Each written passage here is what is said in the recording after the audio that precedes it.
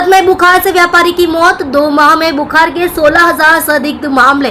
बुखार से 10 लोगों की संदिग्ध मौत हो गई। संदिग्ध डेंगू से अब तक 2 लोगों की मौत हो चुकी है। अगस्त और सितंबर में मलेरिया के 85 और डेंगू के 49 मामले सामने आए। सर्वेक्षण में 686 टीम शामिल हुए। अगस्त में 26 लाख घरों में एक सर्वेक्षण किया गया था, जिसमें 66,000 घरों में मच्छरों के बेड मिले थे। सितंबर में 1.3 लाख घरों का सर्वे किया गया, जिसमें 4,500 जगहों पर मच्छरों के ब्रीडिंग पाए गए। एसएमसी ने 2 माह में 39 लाख का जुर्माना लगाया गया। 9,000 लोगों को ब्रीडिंग नोटिस देने में आई थी।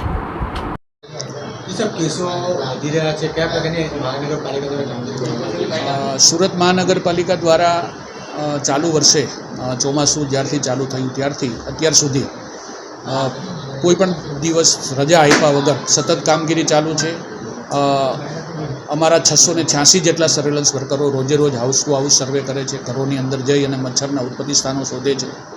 ઓગસ્ટ મહિનાની અંદર અમારા વર્કરો દ્વારા 26 લાખ જેટલા ઘરોની અંદર વિઝિટ કરવામાં આવેલી અને લગભગ 26 લાખ ઘરોમાંથી 66,000 ઘરોમાં અમને મચ્છરના ઉત્પત્તિ સ્થાનો મળેલા।